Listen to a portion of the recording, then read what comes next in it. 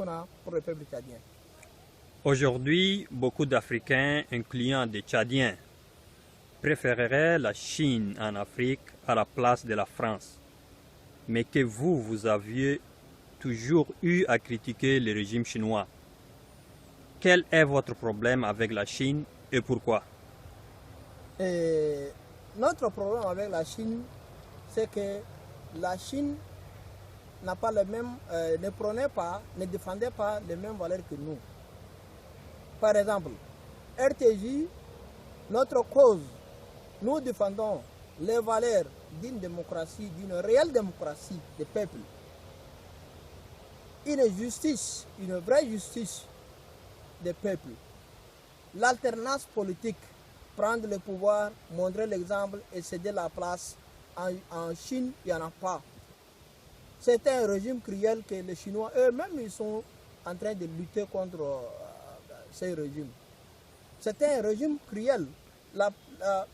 Par exemple, même en Afrique, ils soutenaient les dictateurs. Ils polluaient l'environnement, l'écosystème africain ou tchadien. Et ils soutenaient les dictateurs contre le peuple. Donc, pourquoi on va... quoi? Notre problème avec la Chine, la justice, la démocratie, l'alternance politique, il n'y en a pas. Ils n'en ont pas en Chine. Et c'est ça. Et les Africains, par exemple, les Africains, mais si la Chine est bonne, pourquoi ils ne partent pas en Chine de l'autre côté? Ils partent vers l'Europe, vers la France. Ils mourraient des milliers dans les eaux de l'Europe. Mais si la Chine est bonne, mais pourquoi ils ne partent pas en Chine? On n'a jamais entendu que des Africains ou des Tchadiens s'émigrer ou partir en Chine. Parce que les Chinois, ils ne veulent pas. Ils ne veulent pas accueillir. C'est ça la cruauté. Donc, de toute façon, en résumé, en Chine, nous avons des problèmes avec la Chine. Il n'y a pas de démocratie en Chine. Il n'y a pas de justice en Chine. Il n'y a pas de l'alternance politique au pouvoir.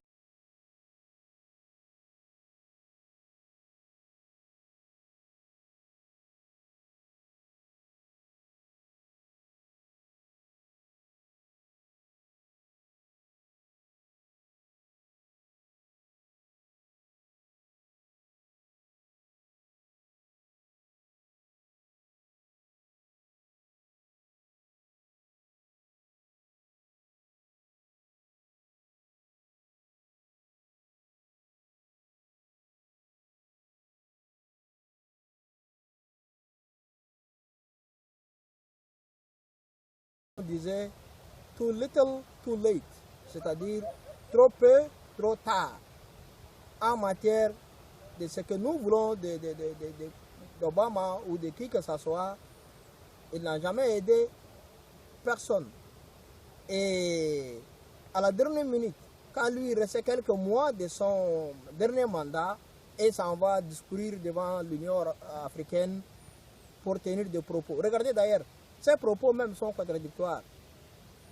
Ça ne matchait pas ces propos.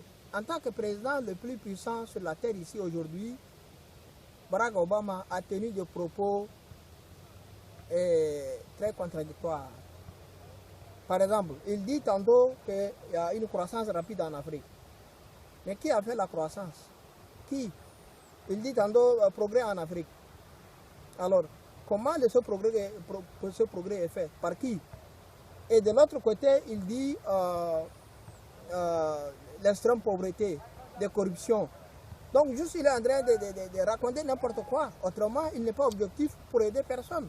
Donc, il n'a pas raison de ses propos à la dernière minute.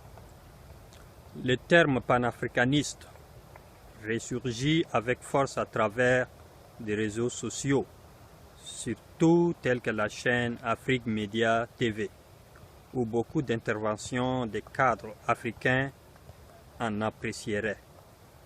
Qu'en pensez-vous de cette vision? Panafricaniste.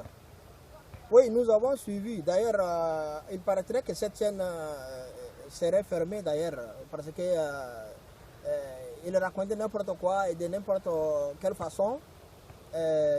nous ne savons pas si c'est vrai ou faux, mais aujourd'hui nous avons entendu que cette chaîne Afrique Média TV serait fermée. De toute façon, nous avons suivi, dans les mois passés, nous avons suivi des interventions sur cette chaîne, dans lesquelles des gens qui se disent docteurs, dans lesquels des gens qui se font politologues, ils parlent des dictateurs comme panafricanistes. Regardez par exemple, ils disent Idriss Déby est panafricaniste. Mais pourtant, Idriss Déby, pendant 25 ans, dans son propre pays, il n'y a pas d'écoles. Même les petites écoles primaires ne sont pas fonctionnelles. Il n'y a pas de l'eau potable. Il n'y a pas d'éclairage nocturne. Il n'y a pas d'hôpitaux opérationnels. Et Idriss Déby, avec ses mercenariats, par-ci, par-là, au Congo, en RCA, au Mali, au Nigeria, et on dit Idriss Déby est panafricaniste. Mais ces gens se moquent de qui? Ils se moquent de l'Afrique, ils se moquent des Tchadiens. Mais ils n'ont qu'à nous montrer le panafricanisme qu'ils sont en train de raconter par-ci, par-là. De toute façon, nous croyons que c'est une chaîne qui serait montée par les dictateurs juste pour à titre de changement de fusil d'épaule, pour dribbler la conscience des peuples et rester encore plus longtemps. La jeunesse africaine ou tchadienne, panafricaniste, panafricaniste. Mais est-ce qu'on va manger la panafricaniste? On a faim. Nous avons faim. Et panafricaniste. Les dictateurs, 40 ans, 50 ans, 60 ans, ils se font panafricanistes. Mais s'ils n'ont rien de bon pour leur propre pays, c'est quoi, ça sert à quoi le panafricanisme? Donc, c'est une honte d'ailleurs, c'est une honte pour les Africains de raconter des dictateurs comme panafricanistes. C'est une honte, c'est une humiliation. On se salue nous-mêmes. Nous arrivons à la fin de cette interview avec cette dernière question. Le fléau terrorisme est devenu trop récurrent partout en Afrique. AQMI au nord, El Shabab à l'est, Boko Haram au centre-ouest. Comment mettre fin à ces organisations qualifiées de terroristes par le monde entier? Mais regardez, le terrorisme, les dictateurs sont les vrais terroristes pendant des décennies et des décennies. Les dictateurs sont terroristes contre leur propre peuple depuis 40 ans, 20 ans, 30 ans, 25 ans, 18 ans. Et on parle de Boko Haram, d'El Shabab, ce sont des peuples révoltés. Si pendant 40 ans les peuples ont faim, ma grand-mère dit que vaut mieux mourir par une personne, vaut mieux être tué par une personne que d'être tué par la faim. Ça c'est un proverbe du village. Exactement. Les peuples sont des peuples révoltés.